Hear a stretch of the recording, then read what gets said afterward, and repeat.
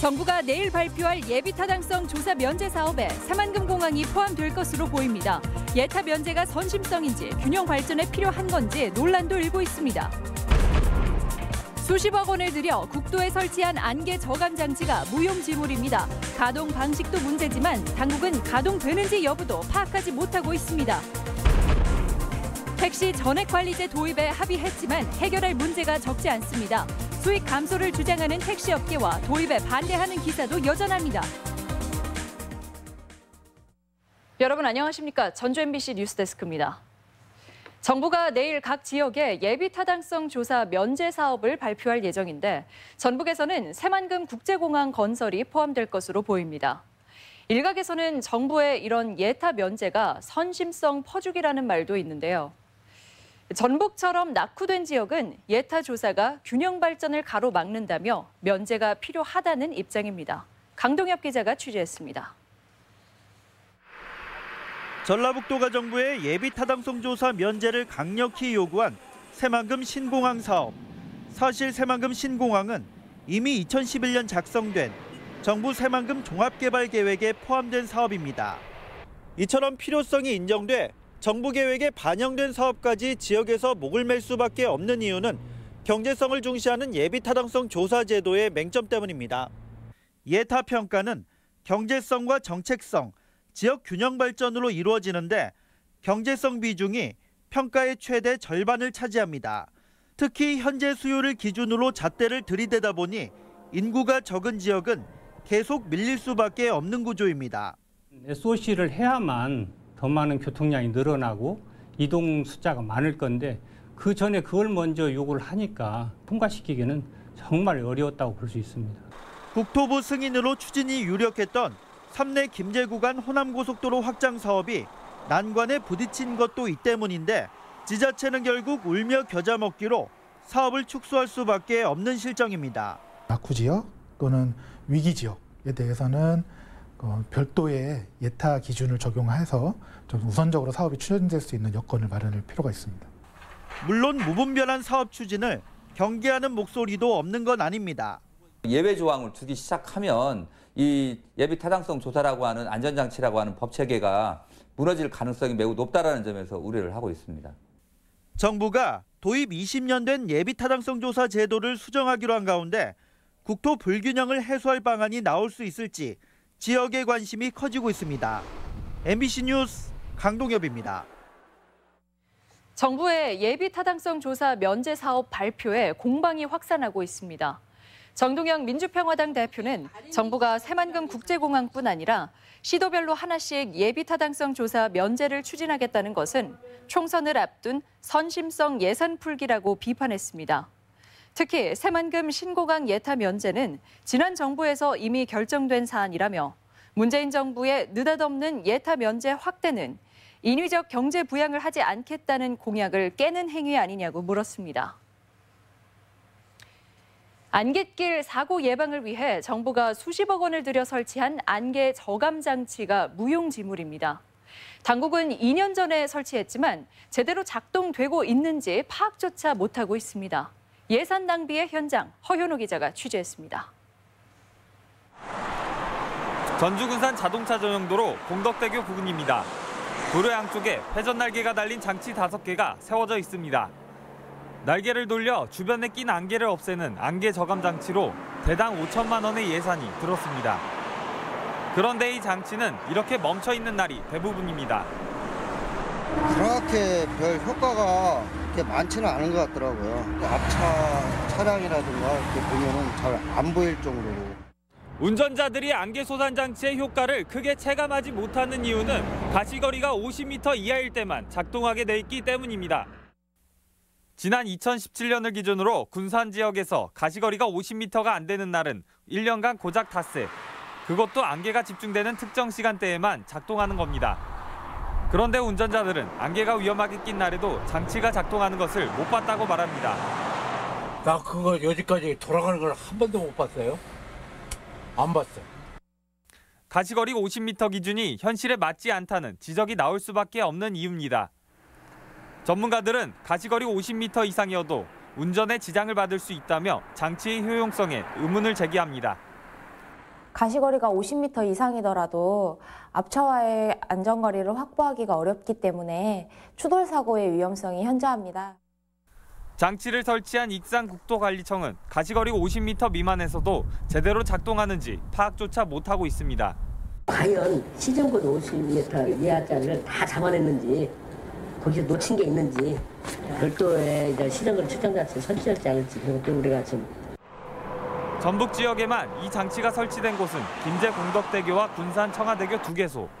전국적으로는 13개소에 설치돼 30억 원 이상의 예산이 들었습니다. 실효성이 약간 좀 도로관리청에서 약간 미흡하다는 의견이 좀 많아서 현재 계속 좀 검토를 하고 추가적인 예산 손실 낭비가 없도록 하는 방향으로 지금. 실효성이나 설치 기준 등 기본적인 검토 없이 설치된 안개 저감 장치가 예산만 낭비한 채 무용지물로 방치돼 있습니다. MBC 뉴스 허연호입니다.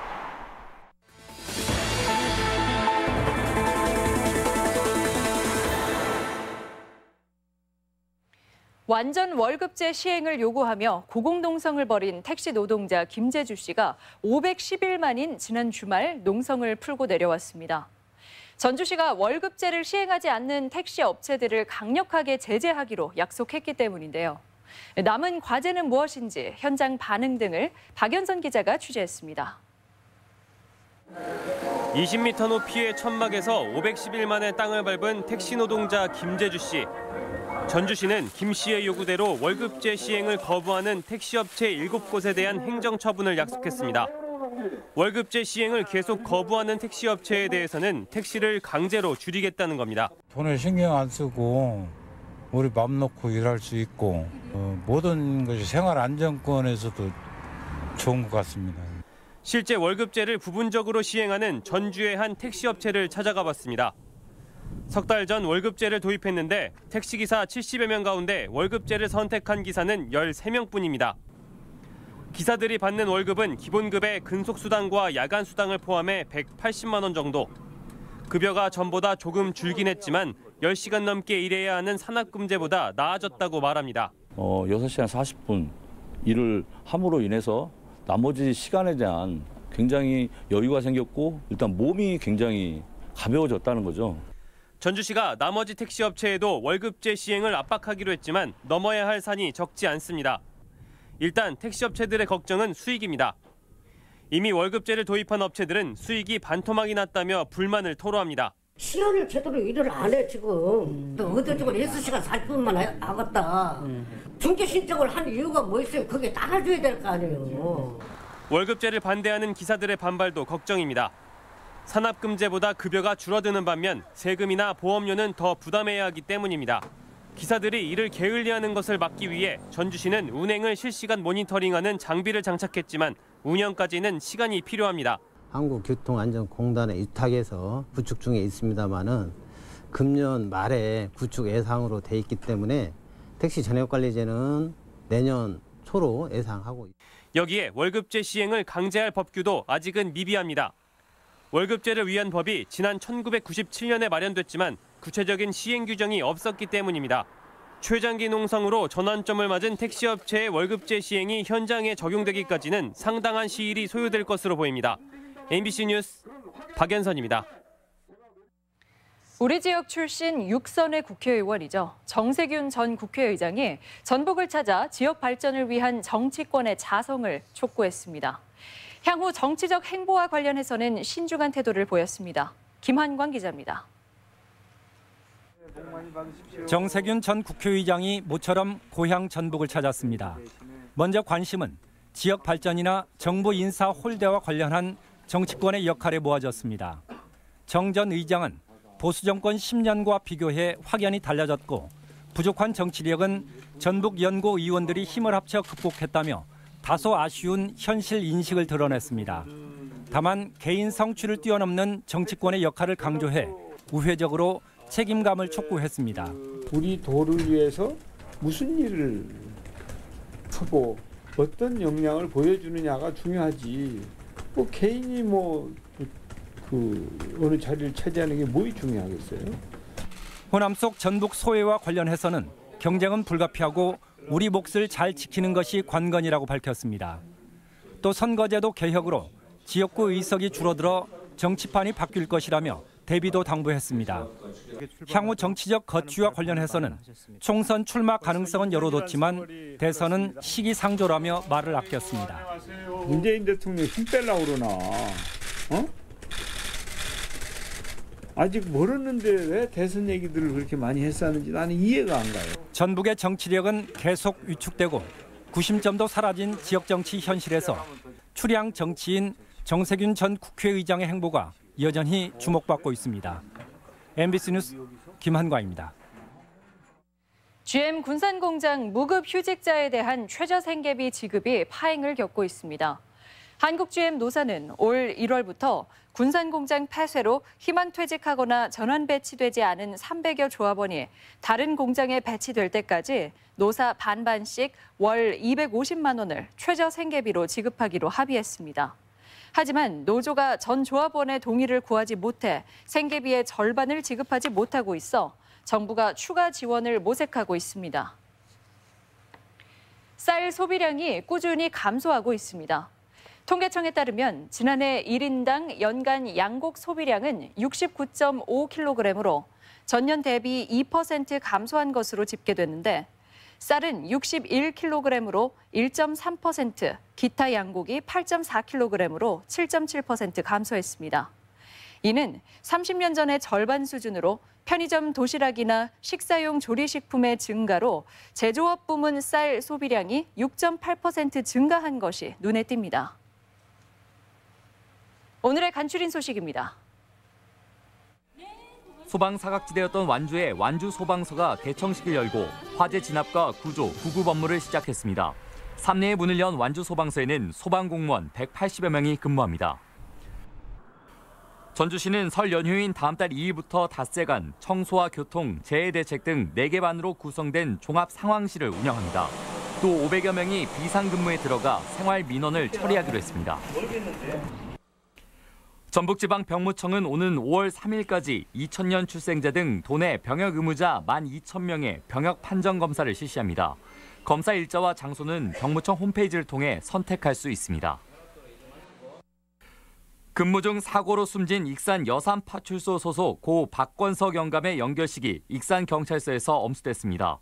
전북지방경찰청장으로 거행된 연결식에서 정부는 고 박 영감에게 옥조 근정훈장을 추서했습니다. 간추린 소식이었습니다. 곡물가가 크게 올라 지난해 농가 소득이 최고치를 기록했습니다. 통계청에 따르면 지난해 맵쌀과 찹쌀 가격이 29.7% 오르고 감자와 고구마 가격도 40.8% 상승하면서 농가 판매 가격 지수가 2015년과 비교해 8.5% 상승한 것으로 집계됐습니다.